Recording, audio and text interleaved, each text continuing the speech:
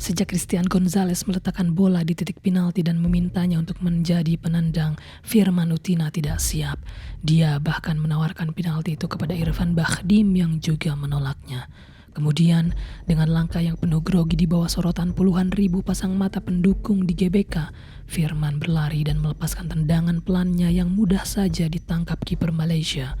Harapan Indonesia untuk mengejar agregat skor musnah ditelan kekecewaan mendalam. Malam itu puluhan ribu pendukung timnas di Stadion Gelora Bung Karno dan ratusan juta rakyat Indonesia kembali patah hati terhadap sepak bola. Nusantara untuk keempat kalinya gagal menjadi juara. Semenjak hari nas tersebut, hujatan, cacian, bahkan tuduhan menggelayuti citra para pemain timnas jebolan 2010 hingga bertahun-tahun setelahnya. Dosa mereka seakan hanya bisa diampuni jikalau negeri ini dikalungi medali. Akan tetapi, mimpi tinggallah mimpi. Tiada yang menyangka Indonesia, negara Asia pertama yang berpartisipasi pada Piala Dunia, belum pernah sekalipun juara di Asia Tenggara. Mungkin pertanda buruk itu bermula sejak tragedi memalukan dan pengecut yang melibatkan dua timnas sepak bola terkuat saat itu berjumpa di babak grup Piala Tiger 1998 Indonesia versus Thailand. Kedua tim yang sama-sama sudah lolos ke babak 4 besar bermain dengan cara tercela demi menghindari Vietnam yang bertindak sebagai tuan rumah yang padahal memiliki ranking FIFA lebih rendah dari mereka. Ketika kemenangan tidak dicari dalam pertandingan, permainan negatiflah yang akhirnya ditampilkan. Bahkan kita bisa melihat penjaga gawang timnas saat itu, Hendro Kartiko Bak Manuel Neuer, dapat mendribal bola hingga melakukan tendangan ke arah gawang lawan. Kedua tim tidak berhasrat menyerang. Kedua tim tidak berharap untuk menang. Kemudian, tatkala pertandingan akan segera berakhir dengan skor imbang, bek timnas Mursyid Effendi menyepak bola ke gawang sendiri untuk kemenangan 3-2 yang terasa bagai kekalahan bagi sepak bola Indonesia. Tentu saja skenario menjijikan tersebut akhirnya mendapatkan kecaman dari pelbagai pihak. Ketua PSSI periode tersebut Azwar Anas mengundurkan diri.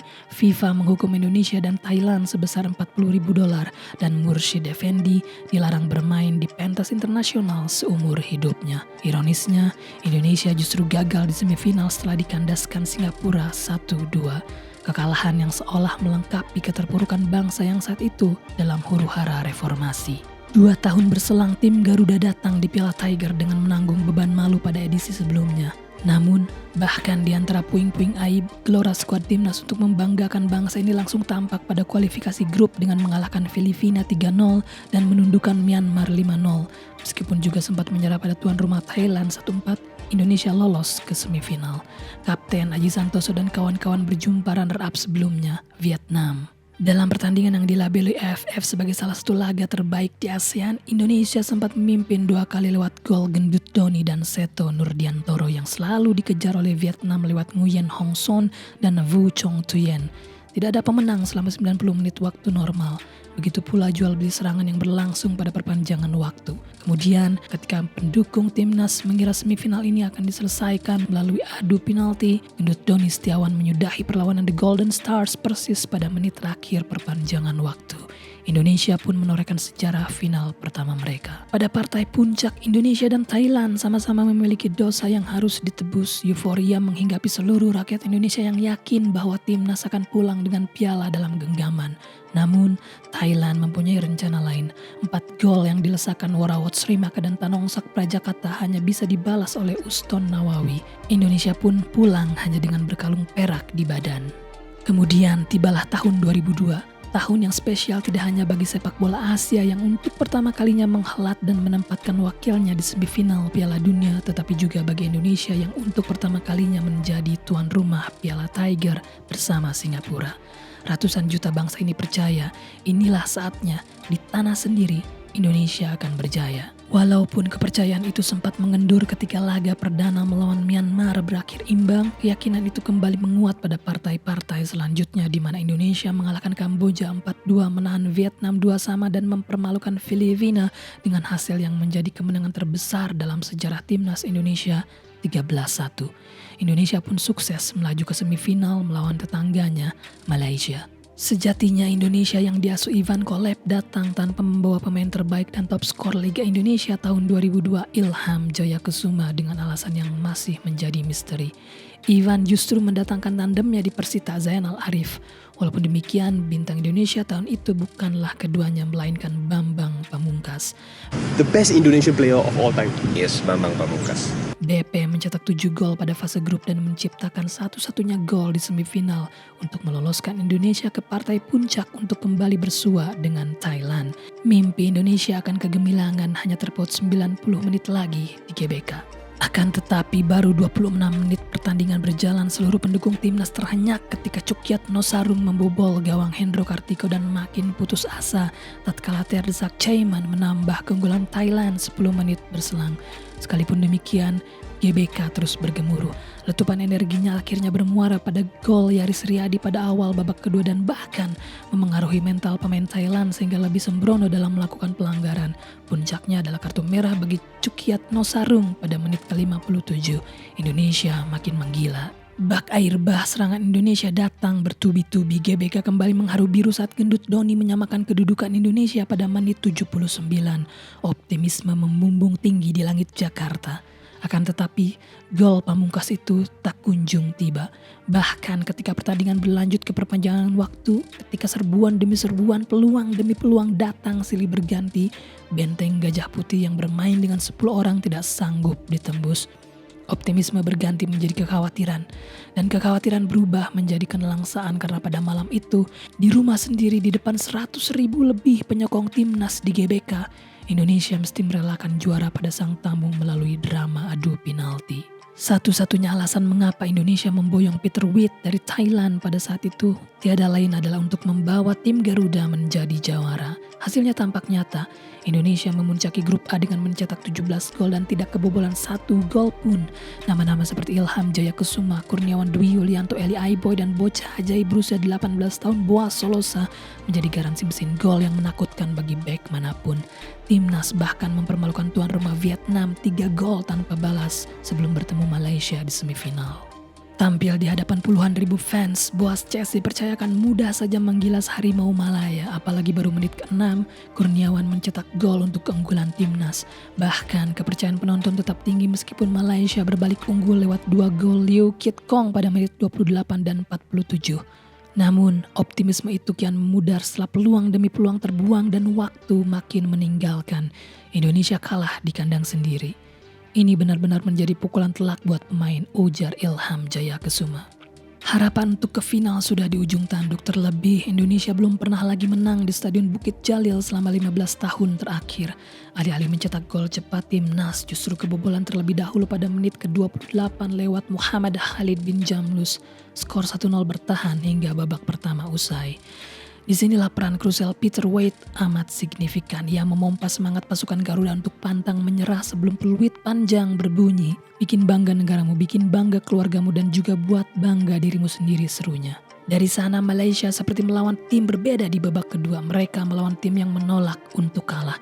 Timnas tampil terengginas lewat lesakan Kurniawan, Haris Yulianto, Ilham Jaya Kesuma, dan Boaz Solosa untuk membawa tim Garuda melakukan remontada.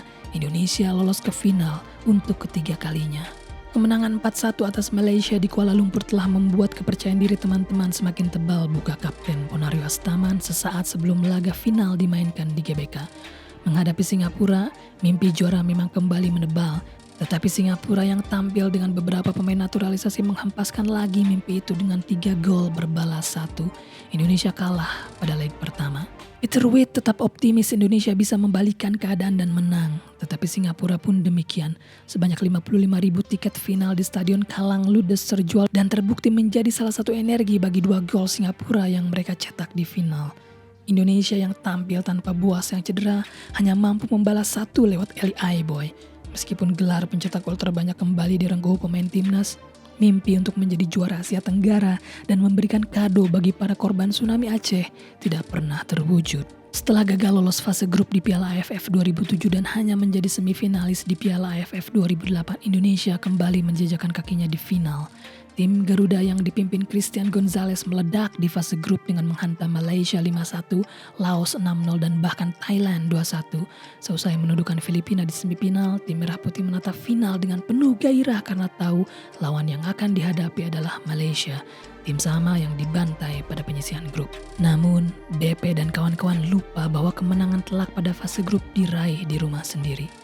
Mereka masih belum teruji jika bermain di luar Jakarta, ucap pelatih Malaysia Datuk Raja Gopal.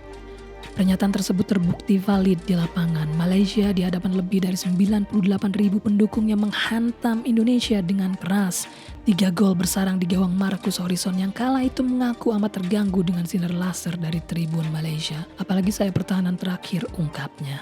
Bahkan Indonesia pulang tidak hanya dengan kekalahan tetapi juga tuduhan yang amat serius, suap.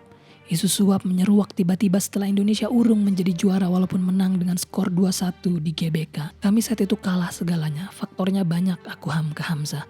Terlepas dari segala kontroversial isu tersebut, kekandasan Indonesia adalah patah pucuk keempat negeri ini untuk menjadi juara. Sesungguhnya sepak bola Indonesia pada tahun 2016 tidaklah baik. Tim Merah Putih baru menuntaskan hukuman FIFA akibat perebutan kekuasaan di PSSI. Kompetisi yang kembali bergulir justru berbenturan dengan kiprah timnas di kejuaraan AFF. Alfred Riedel, pelatih Indonesia saat itu bahkan hanya diperbolehkan memanggil maksimal 2 pemain dari satu klub. Dengan persiapan instan, timnas langsung dibekuk pada laga pertama oleh Thailand 4-2. Ajaibnya setelah berhasil menahan imbang Filipina 2-2, timnas berhasil lolos sebagai runner-up grup seusai mengalahkan Singapura 1 gol saja. Pada laga semifinal, timnas bersua Vietnam yang menyapu bersih poin pada fase grup sekaligus lebih diunggulkan. Namun, tim Garuda justru bermain lepas. Hansa Muyama bahkan menggetarkan jala di Golden Stars pada menit ke-7. Meskipun Vietnam sempat menyamakan kedudukan 10 menit kemudian, Kapten Boa Solosa mengamankan gol kemenangan Indonesia pada leg pertama. Lawan Vietnam kami akan tampil seperti pada leg pertama, ujar pelatih timnas Alfred Riedel. Pernyataan Riedel bukan omong kosong. Vietnam yang bermain di hadapan puluhan ribu suporternya terhenyak ketika Indonesia berhasil mencuri gol pada awal babak kedua lewat Lili Pali. Situasi Vietnam berubah lebih buruk tatkala kiper mereka diganjar kartu merah pada menit ke-76. Meskipun bermain dengan 10 orang, Vietnam justru mengurung pertahanan Indonesia dan hampir melakukan salah satu comeback terbaik di kejuaraan AFF ketika Vu Minh Tuan mencetak gol di perpanjangan waktu. Namun, gol Manhati Lestusen pada waktu tambahan sukses menjegal jatah timnas untuk kembali berlaga di partai puncak. Gol saya ini untuk masyarakat Aceh yang sedang mengalami musibah, seru Manhati. Jika lolos ke final saja merupakan prestasi, kemenangan atas Raja Sepak Bola Asia Tenggara Thailand adalah mimpi. Optimisme kembali melambung di langit kota hujan. Tetapi Thailand datang langsung menggebrak lewat pencetak gol terbanyak sepanjang sejarah kejuaraan AFF, Terasil Dangda. Namun, hasil tidak pernah mengkhianati usaha. Meskipun berbau keberuntungan, sepakan Rizky Pora cukup untuk menggetarkan jala Thailand disusul sundulan kemenangan 5 menit berselang dari Hansa Muyama. Sebelah tangan tim Merah Putih sudah menggenggam piala. Target menang, seri, bahkan kalah dengan keunggulan agregat sudah dipersiapkan. Mental telah dibenahi dan keyakinan sudah membumbung tinggi. Akan tetapi, teknik, soliditas, dan strategi anak-anak asuhan Kiati Suksenamuang terbukti lebih baik. Tim Garuda tak kuasa menahan gempuran Sirok, Catong, dan kawan-kawan untuk kembali melepaskan piala yang sudah ada dalam genggaman sebab menderita kekalahan agregat 3-2. Untuk AFF berikutnya, adik-adik seperti Evan, Yanto, serta lainnya pasti bisa memberikan hasil yang lebih baik, ucap Boas patah hati. Setelah 3 pelatih berganti dalam kurun waktu 2016-2019, Indonesia lantas mendatangkan Shin Tae-yong sebagai pelatih kepala sejak Desember 2019. Dirinya membawa nama-nama segar macam Egy Maulana Fikri, Nadeo Argawinata, dan Pratama Arhan. Hasilnya, tim Garuda melaju cukup mulus sebagai juara grup dan bersua tuan rumah Singapura di semifinal. Walaupun sempat membukukan keunggulan lewat gol Ciamik Tanasnawi, Indonesia menyudahi leg pertama dengan skor imbang 1-1. Dalam leg kedua di stadion yang sama, Elkan Bagot dan kawan-kawan langsung unggul lewat tap-in Ezra Walian pada menit 11. Keberuntungan tampaknya ada pada timnas ketika pemain Singapura Safwan Baharudin menerima kartu merah. Tetapi justru pada menit itu pula Indonesia kebobolan. Singapura bahkan kembali kehilangan pemain pada menit ke-68 karena pemainnya Irfan Fandi melakukan pelanggaran keras terhadap Irfan Jaya. Indonesia berada di atas angin. Sungguh pun demikian, keadaan berbalik genting bagi Indonesia adalah lengkungan tendangan bebas indah dari Syahdan bin Sulaiman yang membuat seisi stadion bergemuruh tiada henti. Publik Singapura tahu bahwa satu kaki mereka berada di final.